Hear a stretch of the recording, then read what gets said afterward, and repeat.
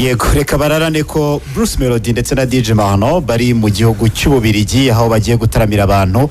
Reka mbabwire ko Bruce ubwo yarakihagera yabanje n'ubundi guhura n'abanyamuryango ba RPF babyinana ku ndirimbo ye rwose yaramaze iminsi anazenguruka abyina aherekeza umukandida wa RPF wiyamamariza kuba president ngo ni Paul Kagame. Barimo babyina rero ndirimbo yitwa Ogera babwira ko n'ubundi bari buze guhurira aho afite igitaramo muri rino joro we na DJ Mahano.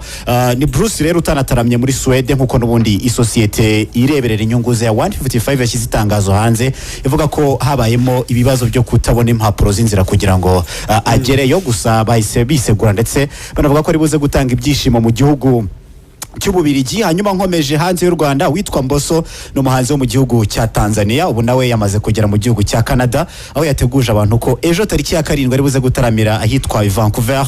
Avuga ko ari buze gutanga ibyishimo mu rwego rwo gukomeza gukundisha umuziki wo muri East Africa abatuye hanze y'u Rwanda, cyane cyane n'ubundi muri Amerika ya ruguru ndetse na Canada muri rusange. Hanyuma kandi uwitwa Davido rwari rumaze iminsi rugeretse hagati ye n'umugore babyaranye umwana, ni umugore witwa Sofia Momodu.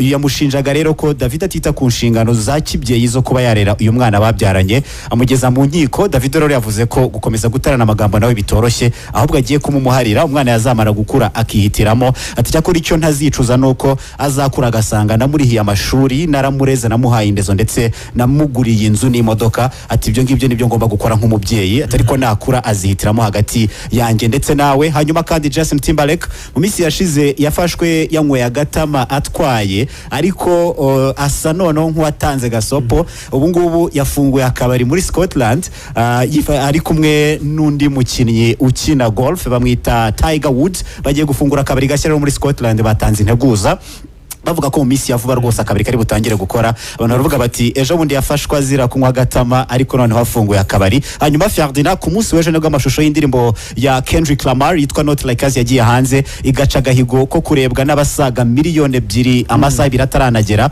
Ubu ngubu maze kurembo nimaze kurebwa n'abasaga miliyoni 25. Byakomeje kugaruka ku mbuga nkoranyambaga bamuha icyubahiro akwiye, bavuga ko injyana ya rap ayicaje ku ntebe y'icyubahiro muri iyi minsi. Urakoze cyane Karemera, ijoro ryiza.